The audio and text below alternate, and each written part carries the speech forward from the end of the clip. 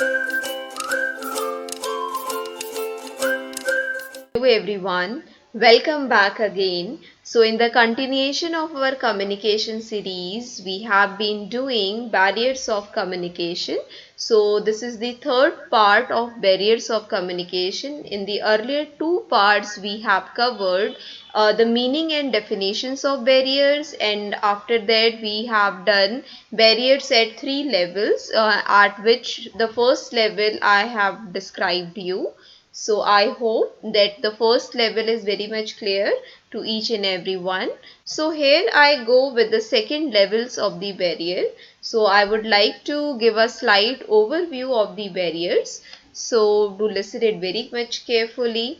So now we are talking about the barriers at the level of medium. At the first level, that the barriers occur at the part of the transmitter, right? Means to say that the barriers which occur at the part of the sender, for example, like the inflexibility of the sender, like the lack of communication skill of the sender, as well as the age, experience, mental state of the sender. So we can simply say that the occurrence of barriers at the part of the communicator is known as the barriers at the part of the transmitter. Now the second level is at the level of medium. So here I go. As you can see at your screen right now, this is very important. Like, you have to understand that barrier occurs at how many levels. So the first level at the part of the communicator, that is the sender. The second level of the occurrence of the barrier is at the level of medium. So let's understand what medium we are talking about. Like, medium means a connection. Like, for example, right now I am communicating with you all with the video lectures. So I am the sender and you all are the receiver. Suppose for somehow reason, like my video quality is so poor, as well as you are not able to see the text, and the voice quality is not that much good, means I'm not audible to you all. So it will come, those barriers will come under the level of medium, where the sender or the receiver does not choose the correct medium for the communication. Understanding? If I talk about the oral communication, for example, if I make a phone call to anybody, and at my phone call, at my end there is so much network problem, or my phone's battery is low, or my phone's mic was not good, so these kinds of slight things will affect my communication. So the occurrence of all these barriers will falls under the at the level of medium. I hope you are understanding it. Let me give you another example. Like, just suppose if I am writing something, right? I said, like, I am the sender and I wanted to give a notice, or like, for just suppose I wanted to write a letter, right? And at the time of the writing a letter, my handwriting was not so good. My handwriting is so poor that even the text is not visible to you. It is not readable. There is so many thing, or the quality of the paper is not good. Like, for example, just talk about the quality of the paper. Like, the paper was so poor, the paper was so thin and dark that it does not display good amount of impression to the receiver. So the we can say, so the communication will affect somehow. So it will fall under the at the level of medium. So here the occurrence of the barrier occurs at the medium of the communication is known as the occurrence of barrier at the level of medium, not in the part of the sender or not in the part of the receiver. You have to understand this. Like coming back to the screen, I hope it is very much visible to everyone. So here it is written, medium for transmitting the message should be chosen properly. This is the utmost important thing whenever you are communicating. Either you have the role of a sender or the role of the receiver. You always have to select the correct media to communicate further. Understanding? So here it is written, whenever you are initiating some kind of communication, so always select a correct and proper media according to the priority of the communication. So the transmitting of the message to the receiver will be very much effective if you are using the correct media. If you are not using the correct media, or you are using the media which is not very much available for the receiver, then definitely your communication is going to be interrupted. Let me give you one more example. Just suppose, like, you have to give some urgent information to someone, and you have selected that you are going to send a mail to that receiver, but unfortunately the receiver does not know how to access an email. So how this message is going to convey to the receiver?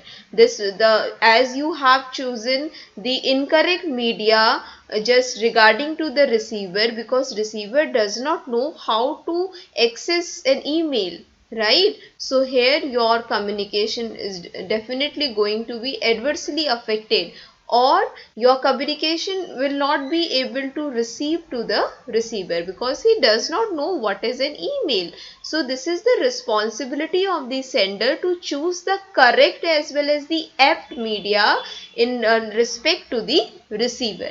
Means always choose that media that is easily available and accessible by the receiver. If you are not doing so, then definitely there will be a problem. Interruptions will occur, your process of communication get delayed, you are not going to get the feedback. So here the role of the media and the role of the medium of the communication is very important. You have to understand this. So here it is written, now the question arose that in choosing the media, what care you should have to be taken, right? Always ask yourself some sort of question before sending some kind of information to anyone. So the very first one at your screen is, how urgent is it? Right? Means you have to always rely on the urgency of the message, or we simply can say that always select media on the urgency of the message. Like for example, if a message has to be instantly communicated to the other person, or you are writing a letter, or you're writing an email or something else, so instead of doing this, you can just make a phone call.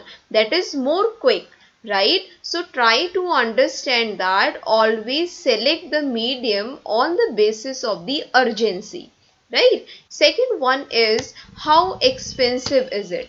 Always see the how your is the communication whatever you are sending to the other person is budget friendly. Always look after that, right? Next one is, whom you are sending it to. This also depends on the level of medium, that you have always select the correct media before sending to the person. We generally always focus that while we send some information, we always look after to whom we are communicating. If you are communicating to literate people, so definitely you can access various kinds of medias. But when you are communicating with the illiterate people or those having minimum education, so you will act accordingly. So always remember as well as aware about the person to whom you are sending the message, right? So it is very much important. Next one is, how approachable receiver is to the particular medium. As I just gave you the example that you always have to look after the receiver, means you have to react, or you have to access according to the receiver's environment, receiver's resources. You have to match the receiver's resources while communicating. Means if you are not using the correct media in the respect to the receiver, then definitely you are not going to achieve the desired outcome, right? So see the availability of the receiver at the particular medium. So that's all about the at the level of medium. So to summarize this, I would like to just give a just going to summing up. So always remember that the at the level of medium there can be a different kinds of barriers may occur. So you have to look after all these questions, means you have to answer all these questions while you are sending some or initiating some communication, right? If you are doing so, then definitely there is higher chances, then you are not going to display your communication, right? So that's all for today's lecture. In the continuation of this series, we are going to discuss the next three level, right? So that's all for today. Thank you so much for your listening.